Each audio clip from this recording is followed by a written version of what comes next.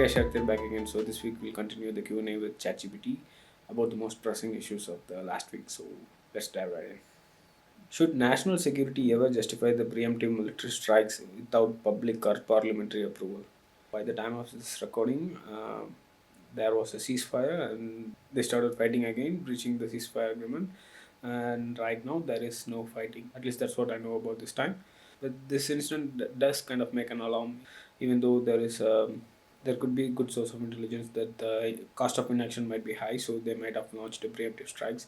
But this shouldn't set a precedent for perpetual warfare. So the country cannot go to war without the consent of the government. Without it, there is no accountability. When you measure GDP, you can measure making any technological product or making of the missiles as well. Towards the World War II, that's what happened basically. People were producing lots of artilleries and guns and barrels. The whole nation was drafted into the military for war, and yeah, there was splash of spending, but nothing was productive. There is even a quote that there was a lot of GDP spending, but there was nothing to eat. People should have in mind, and the representatives should also have in mind that war is not good for anyone. When you ground those things, people will less likely be inclined to go into war, I guess. So, yeah, that's my opinion. What do volatile markets reveal about the fragility of centralized monetary policy and investor psychology? The market will always overreact or underreact to any kind of information. That's precisely why I think decentralized currencies won't work, like Bitcoin or any other currencies, because the voting mechanism of what to do is like very decentralized. That is not a good way to run governments or any institutions. And previously, before the formation of central banks, there were a lot of bank runs, and there are lots of lessons to be learned from those things. That's why these institutions were made, because they could make informed decisions about what to do at what time. When public gets panicked, a lot of bad things could happen very quickly. So that's why you need kind of a central bank, I guess. I'm not saying they won't make mistake. Even if they make mistake, they will course correct it quickly with the data that is coming in. That is rather stable than having bank runs and having the public always on the panic mode. That is not a good thing. So the central banks, even if they make a mistake on certain policies, they will course correct it, and that is what will take us forward, I guess. Does Warren Buffett's retirement highlight the danger of personality driven capitalism?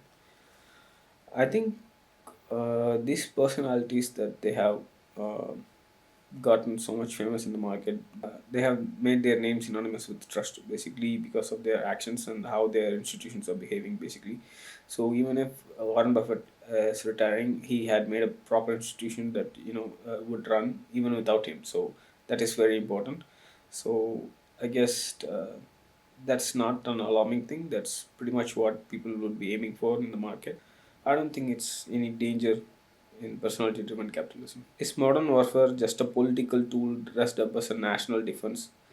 And who really benefits from calling it a win? I think national defense is a vital thing, but you should not try to make it a win for anyone per se, because either of the countries will try to make it as a political win, then there will be perpetual war. The countries and their leaders should be focused on the welfare of the people. They have to protect them, and they have to protect their property, and the defense is necessary. I'm not saying there is not necessary at all, but um, the goal should be the welfare of the people. If that is the goal, then people will engage in a discussion to end the war rather than trying to win. Can a nation claim victory in a war if it erodes the very liberties it means to protect? I said mostly the role of government is to first and foremost protect its citizens and their property, and they should not fight among themselves. So, like I said, when they try to play it as a win, of all those authoritarian policies that have been made was under the guise of an external threat. So there shouldn't be any dissent to whatever I'm saying. So give me all the power. People will call this as an emergency, and they will try to grab more power and try to expand the state. And whenever that happens, they say after this emergency we will roll back, but that never happens.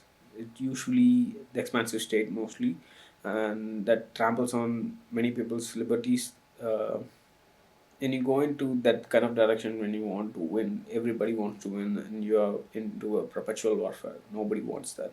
And when there is war, there is stagnation, and there is no innovation that doesn't take anyone forward. The whole humanity suffers because of war. So, uh, yeah, while these leaders take decision, they should take the weight of their decision affects the whole nation. So yeah, you cannot call it a win in the national stage while your own people are suffering. So that's the 5 questions, guys. So if you have any more questions, you can comment. I try to answer those things. So let's see you next week. Bye.